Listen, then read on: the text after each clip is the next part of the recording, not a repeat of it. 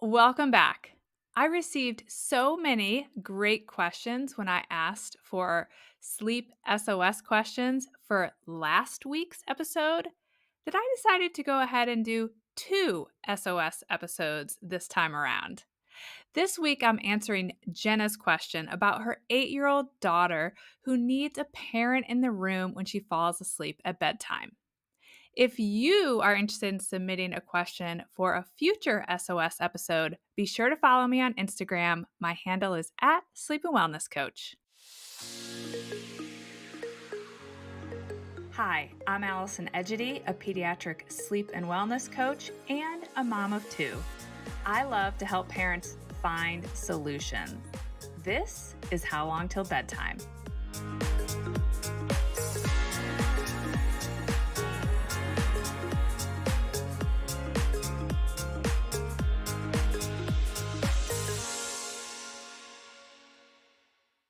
I asked Jenna to record and submit her question, so I'll start by playing that. Hi, Allison. My daughter is 8 years old and struggling to fall asleep on her own. She typically gets between 9.5 and 10 hours of sleep nightly. Typically, we put her to bed around 8:30, and wake her up at 6:15 on school days, and around 7:30, she'll wake up by herself on the weekends. She struggles going to sleep by herself. We've noticed this within the last, I'd say, 6 to 9 months. She'll say she can't do it. She can't do it on her own, and we need to be in the room with her.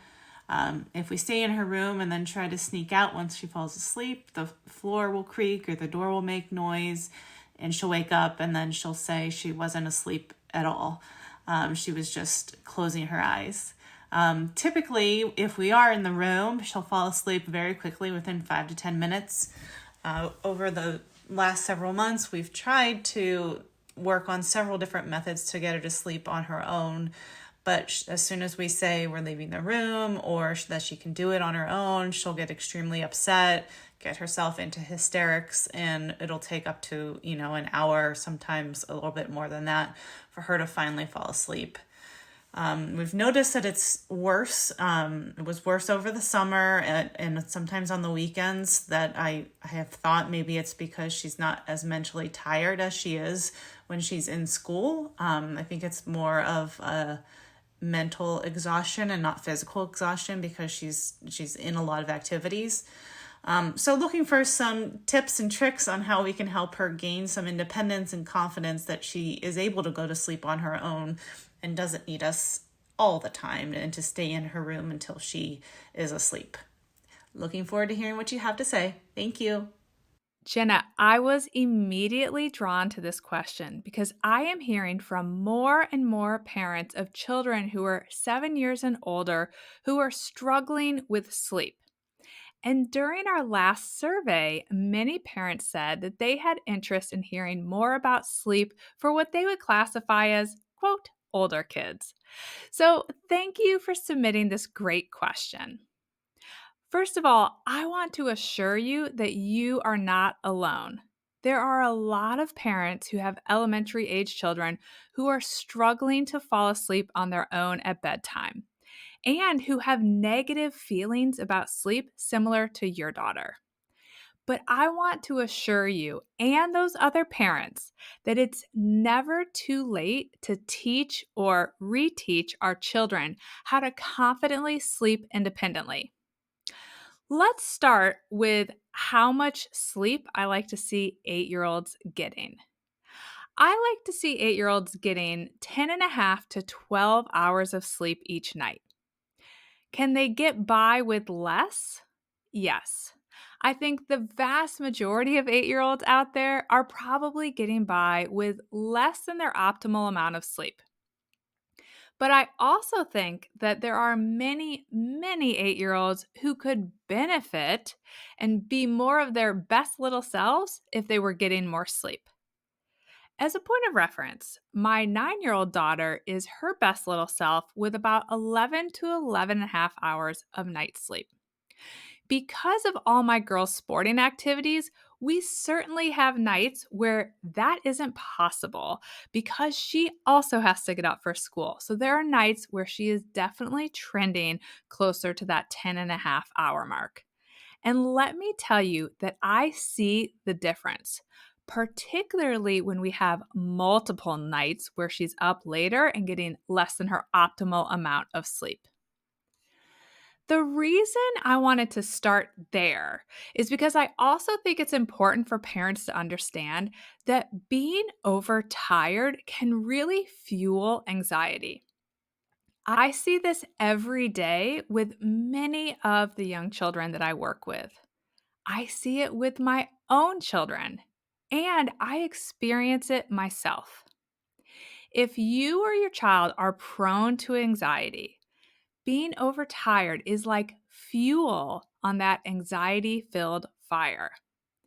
I know that for me, when I'm overtired from either not getting enough sleep, staying up too late, or just from having a poor night of sleep, I often find myself worrying about things that I can pretty easily take in stride when I am well rested. I'm guessing some of you can relate to that feeling. And beyond being overtired fueling anxiety, let's just think about when our kids are the most likely to be overtired and or to be anxious. It's going to be at the end of the day. The challenge is that once a child is on that overtired, anxious hamster wheel, it can be tricky to get off because the anxiety is already high. So let's talk through some things that can help get your daughter back on track. First of all, we need to back into an ideal bedtime for her. For your daughter, Jenna, we know that she's not getting enough sleep during the week, and we know that because you're needing to wake her up. I feel very strongly that young children should be waking on their own, naturally waking up the vast majority of the time. And just to be clear, some kids couldn't sleep all the way to 7:30 even if they stayed up way too late. So some kids are naturally waking early and they are still overtired. But in your daughter's case, we know that she can sleep later, and there's proof in that pudding that she's going to benefit from at least 11 hours of sleep, possibly even more. So I would start by shifting bedtime to sometime between 7 and 7:30. This is effective for two reasons. One, it hopefully allows her to get 11 hours of sleep in before the school day, and it's a good bedtime window for this age group. Now, I can guess what you're probably thinking, Jenna. Because you've already experienced bedtime being more challenging on the weekends and during the summer, you're probably anticipating that this earlier bedtime is going to be noticeably more challenging. But I want you to hear my explanation before you write it off. First of all, she's currently falling asleep so quickly during the school week for the exact reason you suspect. She's mentally exhausted. What that actually means is she's crashing. It doesn't mean that that's her ideal bedtime. It means that by 8 or 8:30, she's too tired to really resist sleep, even if she wants to. Second, most kids this age have a sweet spot, what I'll call, quote, early bedtime. And if it's missed, they are going to catch a second wind that will carry them all the way to that point of crashing. So when you try to put them to bed after that sweet spot bedtime, but before that crash time, it's harder for these kids to fall asleep. Therefore, it's taking longer and you could be meeting more resistance. What this means in practice is that 7 p.m. may actually be better than, say, 7:30 because it's possible that she catches her second wind by 7:30. But the reality is this is going to take a little experimentation. So Jenna, I want you to try lights out for a few nights at 7 p.m. Try lights out for a few nights at 7:15 p.m. Try lights out for a few nights at 7:30 p.m. and see which one works best for her, both as it relates to how quickly she falls asleep and how anxious she is about sleep. Now, I want to address her waking when you try to sneak out of the room. I am so glad that you brought this up because so many parents experience this, and I think it's really important to understand why this is the case for so many kids. When a child feels that they, quote, need a parent in the room to sleep, they are already going into the process of falling asleep with resistance.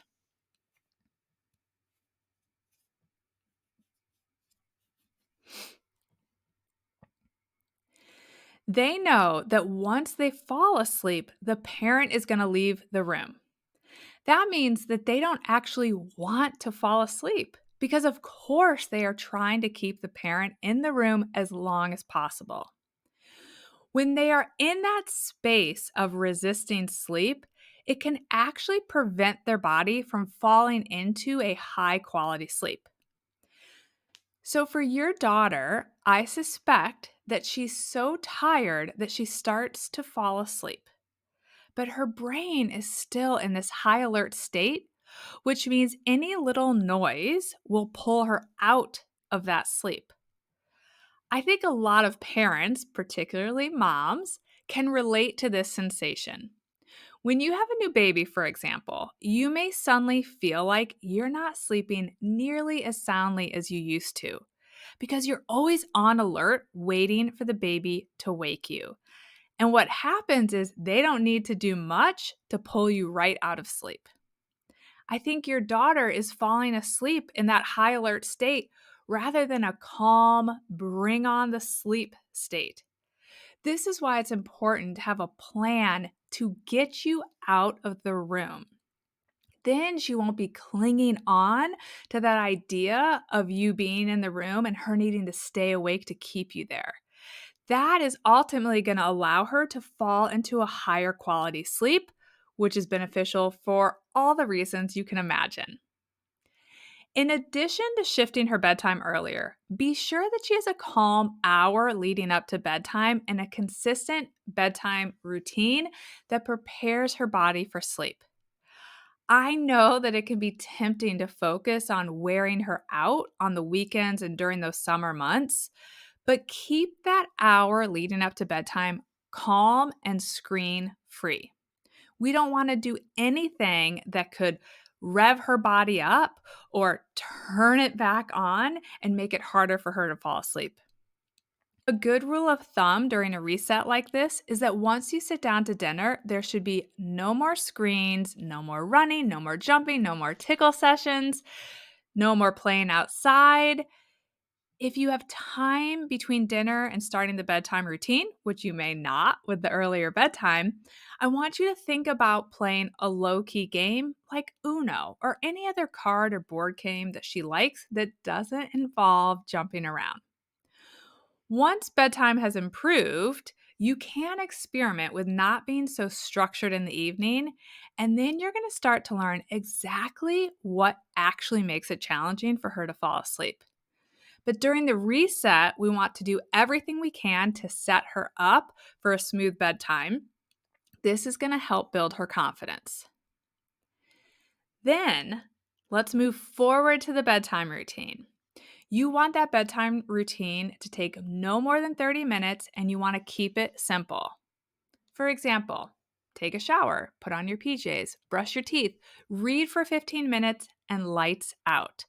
Simple, short, and consistent. Lastly, you want to have a plan for how you're going to shift away from sitting in her room every night. There is definitely more than one way to do that, and I don't think there is one right way. I can't recommend a specific method for your daughter, Jenna, without knowing more about her. But the key is communicating the plan and staying consistent, even if it means that there are a handful of nights where it's more challenging, where it actually does take her longer to fall asleep. Sometimes it may feel like we have to go a bit backwards to go forwards. As it relates to the communication piece, this is really important. And she's 8, she's not 3. You want to have a conversation with her before you make any changes. I would talk to her about her sleep and the changes that you plan to make. For example, you might say something along these lines: "Hey, we want to talk to you about your sleep. I know that going to bed has felt really hard lately. We want to help you feel more confident about falling asleep on your own. Since I'm not a sleep expert, did you know parents aren't experts in everything? I recently asked a sleep expert to teach me more about sleep so that I could better help you. I learned some really interesting things. I learned that helping you get more sleep can actually make it feel less hard to fall asleep. Isn't that interesting? And the best way to help you get more sleep is to do calm activities after dinner. It's for us to have a consistent bedtime routine that looks like, and you can walk through what's going to look like, and it's to turn out the lights earlier than we have been. One of the things I learned that surprised me is that going to bed earlier can actually make it easier to fall asleep and it will help you get more sleep. Isn't that so interesting? We also want to help you learn how to fall asleep by yourself again. So while we're doing that, we're going to sit in a chair in the hall right outside your door. We're going to sit there all the way until you fall asleep. While I'm sitting in the chair, I'm going to leave the door open a crack. And then once you're asleep, I'm going to leave the chair and close the door. Now, I don't have all the details to know how your daughter will likely respond to this, but let's assume you receive some pushback or resistance since that's what's happened in the past. Then you could say something along the lines of, "Hey, I know this will feel different, but the good news is that we will be here to help you. Sleep is so important. Did you know that your body grows when you're sleeping? Did you know that your body is able to fight the sick germs when you're sleeping? Did you know that your brain is able to file away and remember all the things you learn at school and that it's able to clear out and make room for you to learn new things? And it does all of that while you're sleeping?" Sleep is so important. And it is our job as your parents to make sure that you get the sleep you need. And we love you so much that even if it's hard, we are going to help you learn how to get great sleep. And while we're helping you with your sleep, we're also going to work on getting great sleep for ourselves because sleep is really important for us too. So while we're helping you with your sleep, we're going to try to get better sleep by, and then I want you to say what you're going to do.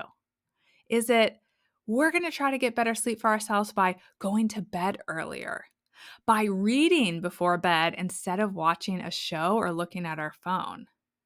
Whatever it is that you're going to personally do to improve your sleep, I want you to share it with her. And then you're going to say, and then each morning we can talk about how we slept. And you can tell us how you felt about your sleep last night, and we can tell you how we felt about our sleep. We're going to work on this together. Obviously, you may need to tweak this language based on how you plan to teach her to confidently put herself to sleep. But what you're trying to do is explain the plan or the changes you're making, explain why sleep is important, and explain that it's your job as her parents to help her get the sleep she needs.